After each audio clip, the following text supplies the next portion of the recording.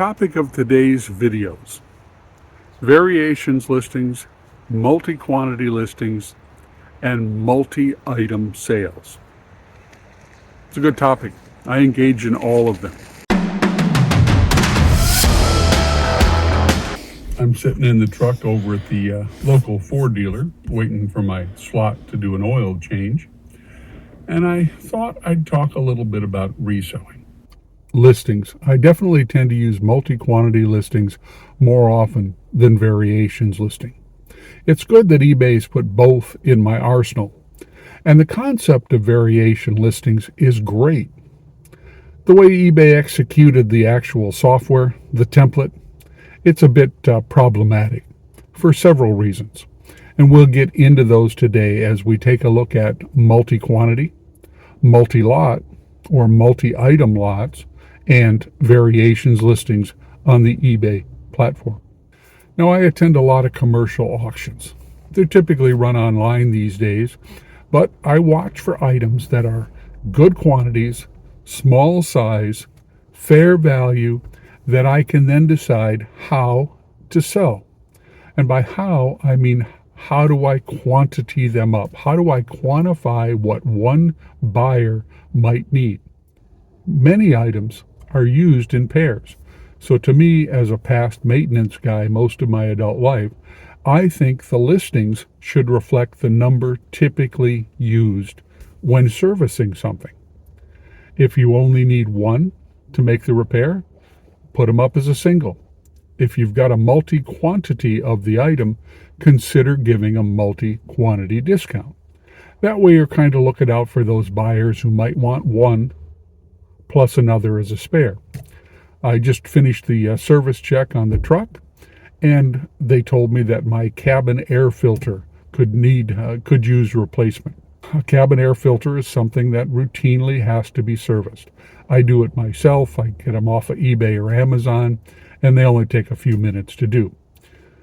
You let the garage do it, and you'll be paying a pretty good labor cost for that simple service. If I looked on eBay and I found pages and pages and pages of cabin air filters, and I evaluated them, do I want a Chinese import? Do I want an American made? What's available? What's the shipping cost? Well, I might also look for items where they're offering me two at a discount, because this is a routine item. If I got the space to store a spare, I could have a spare, and the next time my oil change was due, I'd already have the filter. And if the savings was deep enough, I'd consider that. And that was just one example. Now, other things are replaced in quantities. You might need two. Rear shocks. You could replace one, but why not replace them both? Spare tires. Sometimes you need a set of 5 if they're on custom rims. But the way I've typically done it over the years is I don't bother putting the spare on the same fancy rim as the rest, because it's just going to ride up underneath the truck most of the time anyway. Not all cars even have spares these days, where they give you those funny little donut road spares so that your car's kind of driving limp and looking funny until you get around to replacing the one that went flat. It would do no good to put up one of those road spares in a quantity of 2, because you're only going to use one at a time. Other things like the little push-on caps I sold last night, they're typically used by the dozens. So 10 or 12 is a good number to put up. And if you have hundreds or thousands of them, it's a good way to break down a commercial lot. If you say, I'm going to sell them in groups of 10, and you've got 1,000, you just put that many in your listing. Once eBay changed during COVID and really increased the number of listings a store could have to like 10,000, I was able to stop limiting my listings. Years ago, before that, I would actually say, well, I've got 100 of something. But that's going to consume the number of listings my store is allowed quickly. So I'll just say 10. And when I get down near the bottom and I've sold 8 of them, 9 of them, I'll repopulate that listing from the inventory. Now I don't bother. I just put in the quantity I have. The old way, in the old days, meant somebody could zero out your listing. and you'd lose all that record of past sales. Because when I'm shopping, one of the things I look at is how many a seller has and how many they've sold. If they've got 100 and they've already sold 100, that's a pretty good seller. He's probably standing by his product, or the product itself is pretty good. If his competition has one or two and they haven't even sold, you might want to steer clear of that guy when there's a better alternative. If you've got a big quantity of a small item, and I'll show you some examples here from either my recent sales or my recent listings. These are like gold to me. I just love them. They're small. You don't pay much to get them.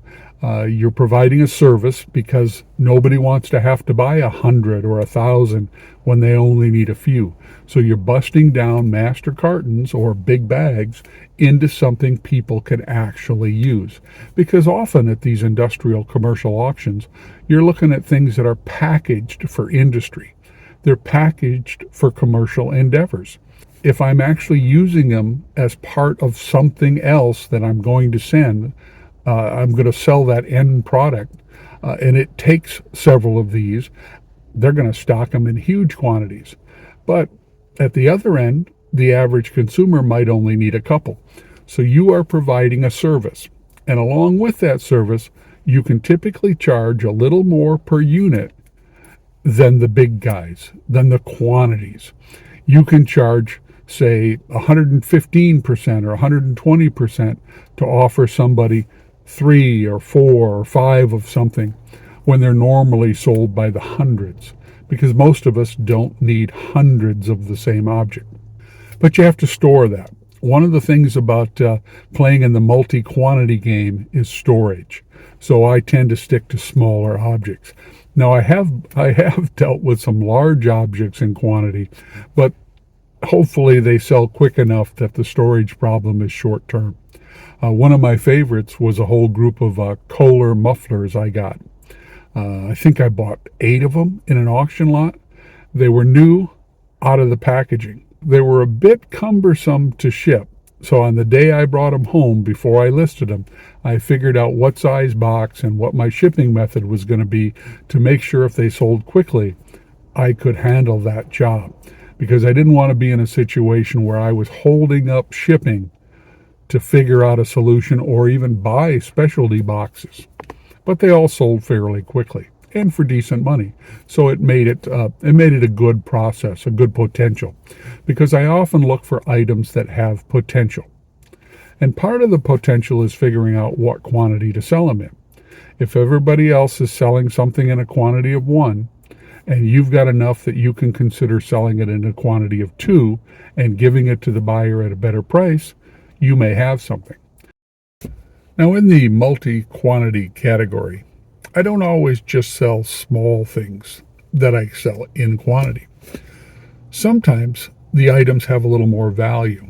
And again, they typically come from commercial auctions, but occasionally I'll find them from an individual seller running either a clearance sale or retail arbitrage. The object I have in mind is a battery charger for a cordless tool. I ended up with a group of them, and they were new and they came from an auction. And I believe where they came from was the fact that some company had bought the tools. And one of the interesting things about battery operated tools in this day and age, they're often packaged as kits. You know, you get a drill, you get a saw, you get an impact driver, and you get 2 batteries or 4 batteries, you get a bag. Well, if you buy multiple tools, they keep sending a charger with each tool. You get a lot more tools in your arsenal than you need chargers. So you've got a surplus of chargers. So I believe what these were was some business that bought a whole bunch of tools for their service technicians, and then they sent the extra chargers to auction. I bought them. And I didn't list them right away. I didn't recognize the brand even. I hadn't done my research thoroughly, but at the price I paid for them, I wasn't too worried about it. They were new. Out of the box, but new. So when I did list them, they sold. They sold fast. I think one day I was shipping 4 out the same day. And I'll look back and see if I can find that footage. I never aired it. Sometimes I film things and don't get around to using the footage for a while. But at the time, I recognize it as a good example because I often feel showing an example is better than just talking. And here is the item of interest. I had 6 of these. I got them as an auction lot. Because they were out of the packaging, I believe they came in with suitcase tool groups, and the business that bought them simply had a lot more chargers because they bought a lot more tool packs than they needed, so they surplused them. These have not been used. They're lithium ions. They're 12 to 20 volt chargers. I listed these on a Friday.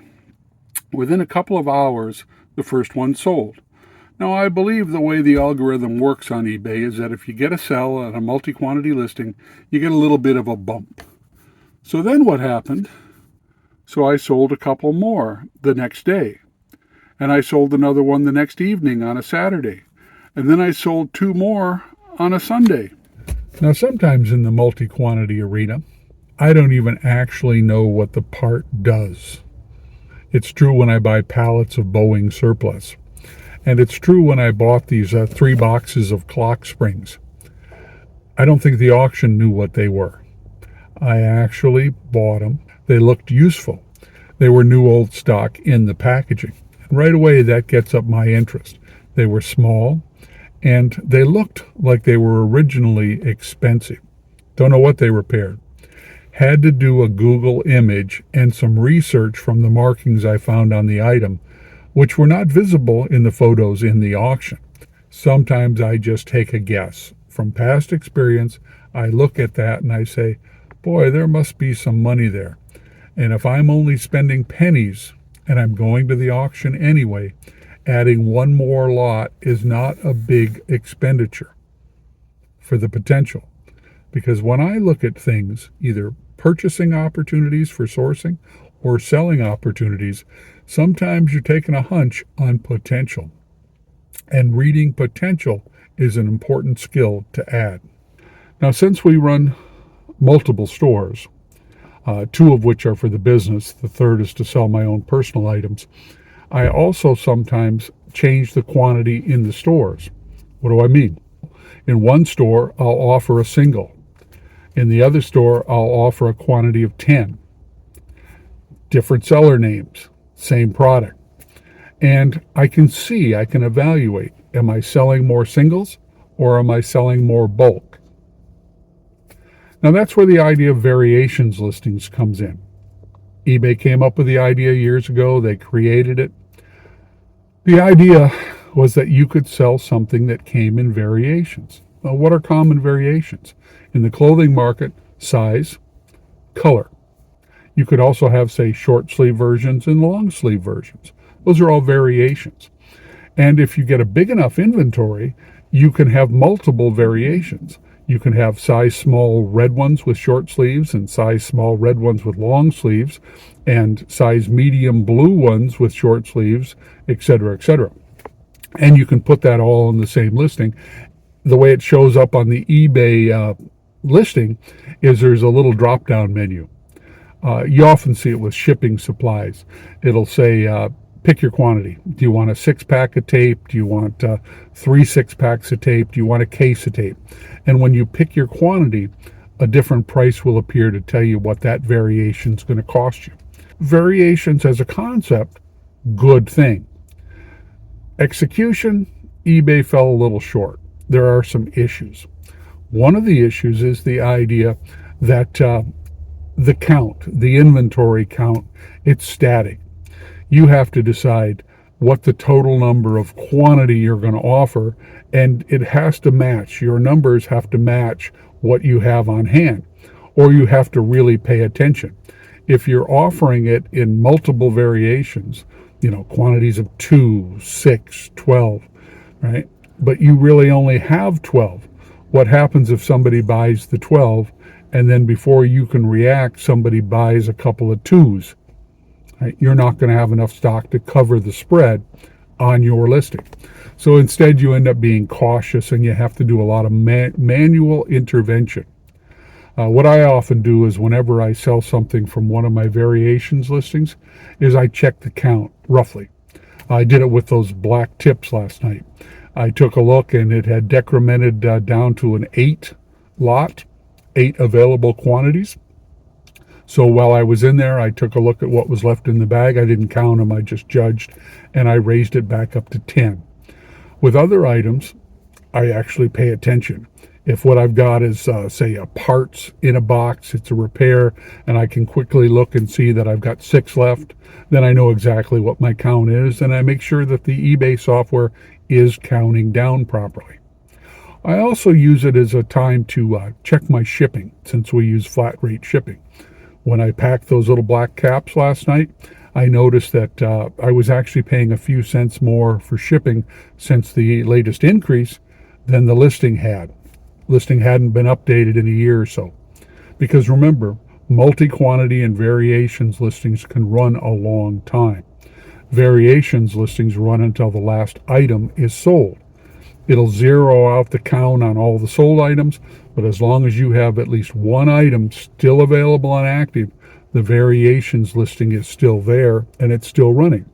Which in a sense is a good thing, because if it's something you might repopulate, you can increase the quantity, or you can turn back on a part that you sold out of, or you can add a new part, because when you dismantled and salvaged parts out of the second unit, you got a few parts that didn't work from the first one. They were in the second one. You can now expand your variation listing. But like I said, picking and setting up the variations is a bit annoying and a bit time consuming. The static count problem is there. They also changed the template a while back and rearranged the photo layout, and that became more difficult. So there are some things about variation listings I don't like, and because of that, I tend to use them less often than I probably could or should. And that means a different listing for each part. If I had rev shirts and blue shirts and green shirts, that's 3 listings. If I'm going to offer something in a different quantity, like the black caps, if I'm going to offer them as 12 or 20 or 24, that's a different listing for each one. All right, now let's talk about multi-lot listings or multi-item lots. And what I mean by that is, say I have some things that are related. I sold one the other day. It was vintage airline items that you might be given if you're traveling in like first class. They give you some slippers. They give you some real silverware. Maybe they give you a deck of cards. You know, they give you more things than those people in steerage. Of course, you see a lot less first class except on international flights these days. But this vintage stuff from like Pan Am Clipper service, I sold a lot. So what I did though is I made my own unique listing. And I did it because the individual price of those separate items wasn't high enough to justify the time. So I grouped them up. I grouped up the items. Now, sometimes when I get these, I'll show you these little tool clips that I sold out, but I got them from an auction lot. They consisted of a tool, a holster for the tool, and several clips of bits for the tool. And as I sorted them out on the bench, the tools, they didn't work. So I made one lot up of just all the defunct tools. I figured somebody would want them, might want the batteries, might want to power them out. So I made one listing of just the tools, and I sold it. Then I took a look and I said, okay, if I add a holster and I add one clip of bits for each type of bit I had, I'd make a listing. Multi-quantity listing with multiple items in it. All right. And I sold them. The underlying problem, though, is that each of the clip bit types was unique. There were Phillips in there, and there were straight ones, and there were hex ones, and all the different kinds of bits. But I had a different quantity of each style clip. So the number I could offer on the multi-quantity listing was going to be limited by the clip I had the least of. Let me see if you can follow that. If I had 35 of one type of clip, 20 of another, and 15 of the third, I could only offer 15 of the listing. Well, once I sold those first 15, now what? Well, I got more holsters, I got more bits, but I had fewer styles. So I put together a new group, a holster and the bits I still had in quantity. I took new photos. I ran that one. Eventually, I got down to the point where all I had left were some holsters and one or two types of clips that I had a lot of. So I just bulked them out, sold the rest of them off. But by doing that, I was able to make a lot people were interested in. And I sold it in quantity. So when you look at the software, multiple quantity items are easy. You just simply say how many you've made up, how many you've got. Multiple lot items, another setting on the software. If I only have one of something, but it has multiple items in it, there's a place to indicate how many items are in the lot. Now, eBay made another change to that software a while back. It used to be if you had a bunch of items, like say you put out a whole handful of lapel pins, and they were all different. You could simply turn on the lot button without counting them. Because one of the challenges is, what do you count? If you physically place 3 items on the table, but 2 of the items kind of go together, does that mean you have 2 items in the lot or 3 items in the lot? So you used to be able to just say, it's a lot, and not put a quantity in. Now you have to put a quantity in.